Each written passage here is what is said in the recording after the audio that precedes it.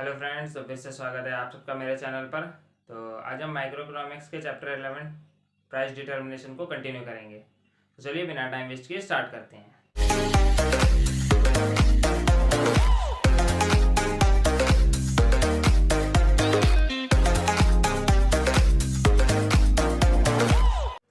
तो last video में हमने देखा था चेंज इन डिमांड, उसके बाद देखा हमने चेंज इन सप्लाई। हमने दोनों को अलग अलग देखा था।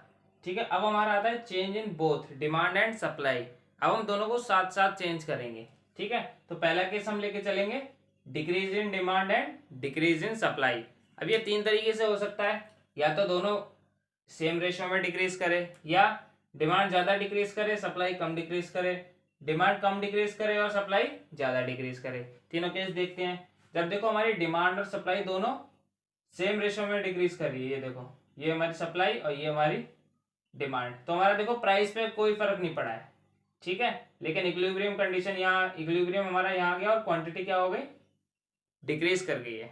ठीक है, तो ये आपको पता होना चाहिए। सेकंड है हमारा डिमांड ज्यादा डिक्रीज होगी, ये देखो ये मेरी डिमांड डिक्रीज हो गई और ये मेरी सप्लाई डिक्रीज हो गई। तो देखो पहला इक्विलिब्रियम हमारा यह है, प्राइस और क्वांटिटी ये है। सेकंड हमारा क्या आ गया, न्यू इक्विलिब्रियम ये आ गया, यहाँ पे हमारा प्राइस फॉल हो गया और क्वांटिटी भी फॉल हो गई। तो हमें ठीक है, तो अब यहाँ पे आप ये हो गया। अब देखो जब हमारा डिमांड डिक्रीज कर रहा है और सप्लाई भी इंक्रीज कर रहा है, बस सप्लाई ज्यादा इंक्रीज डिक्रीज कर रहा है। ठीक है, तो देखो ये हमारी सप्लाई और ये हमारी डिमांड। तो पहला इक्विलिब्रियम हमारा यहाँ पे है, सेकंड में हमारा कहाँ गया, हमारा प्राइस इंक्रीज हो गया बट क्वांटिटी फॉल कर गई। तो जब हमारा सप्लाई देखो, अब अंतर देखो, जब हमारा सप्लाई ज्यादा डिक्रीज कर जाए तो हमारा प्राइस इंक्रीज हो जाता है थोड़ा, ऑफ क्वांटिटी डिक्रीज करती है। ठीक है, बट जब हमारा डिमांड ज्यादा डिक्रीज हो रही है तो हमारी दोनों वैल्यूज, हमारी प्राइस एंड क्वांटिटी दोनों फॉल हो रही है। बट अगर दोनों सेम रेशो में डिक्रीज हो रहा है तो सिर्फ क्वांटिटी फॉल हो रही है। ठीक है, तो ये हो गया हमारा जब हमारी डिमांड डिक्रीज होती है। अब सेम इसे अपोजिट कर देते हैं। अगर हम यहाँ पे बात करें इंक्रीज की, ठीक है, ये हमारा अब इंक्रीज हो गई हमारी डिमांड,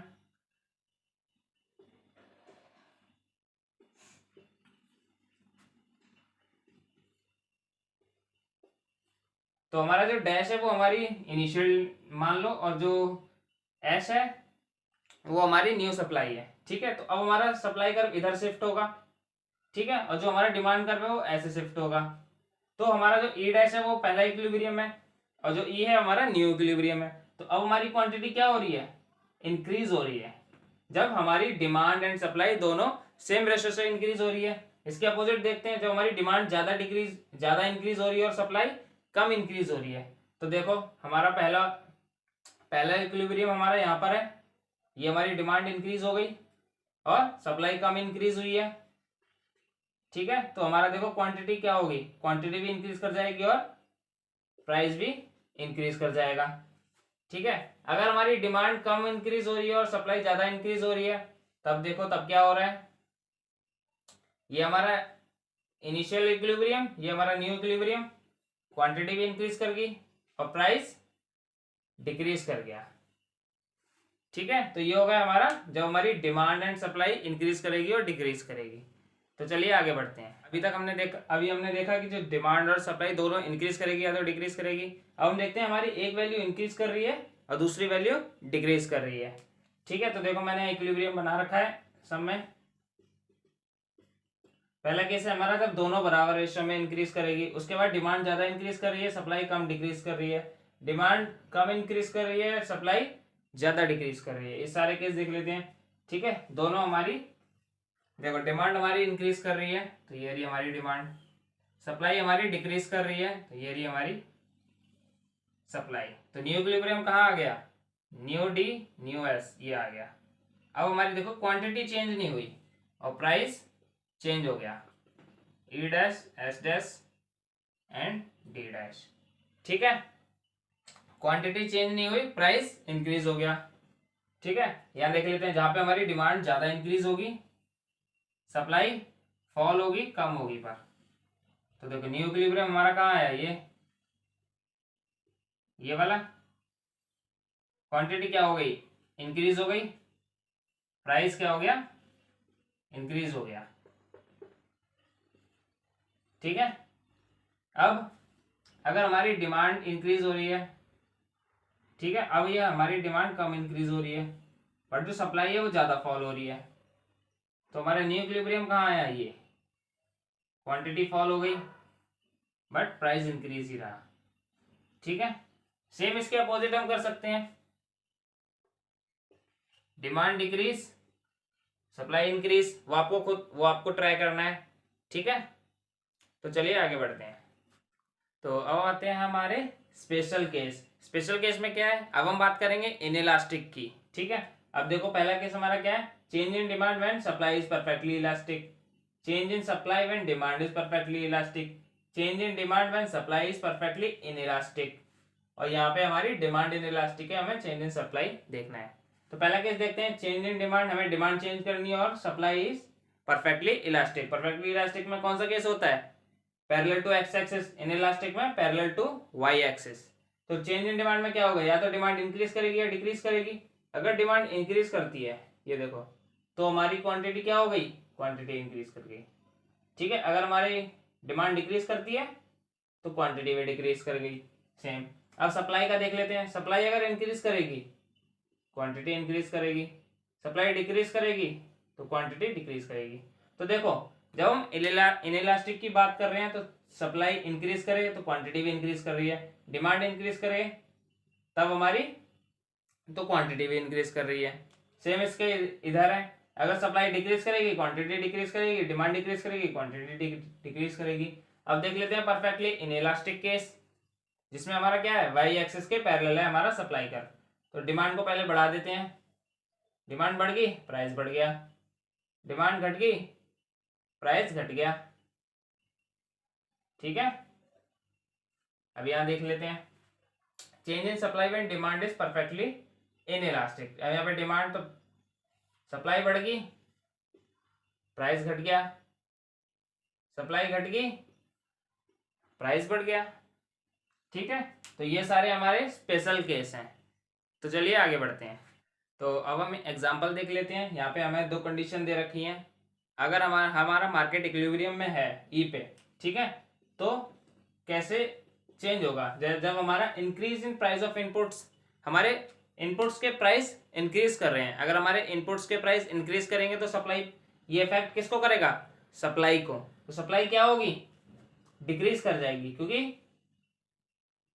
कॉस्ट बढ़ गई हमारे सेलर की। ठीक है, तो वो कम सप्लाई करेगा, सप्लाई डिक्रीज करेगी, तो अब हमारा न्यू इक्विलिब्रियम क्या है, ये।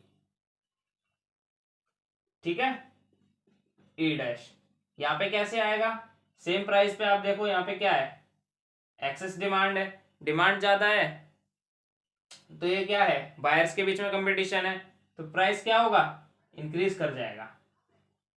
ठीक है, तो हमारा न्यू इक्विलिब्रियम ये आ गया। सेम अगर देखो rise in price of substitute goods, अगर सब्स्टिट्यूट गुड्स के प्राइस इंक्रीज कर रहे हैं तो डिमांड कब शिफ्ट होगा, राइट वर्ड, डिमांड बढ़ेगी हमारी, तो न्यू इक्विलिब्रियम हमारा ये आ गया ई डैश। अब यहाँ पे अगर हम देखें यहाँ कैसे जाएगा, तो ये क्या है, एक्सेस डिमांड। ठीक है, ये भी एक्सेस डिमांड का केस है, सेम बायर्स के बीच में कंपटीशन होगा, प्राइस इंक्रीज कर जाएगा और क्वांटिटी भी इंक्रीज करेगी। ठीक है, तो ये हमारा एक एग्जांपल हो गया। तो चलिए आगे बढ़ते हैं। तो नेक्स्ट टॉपिक आता है हमारा price ceiling and price floor.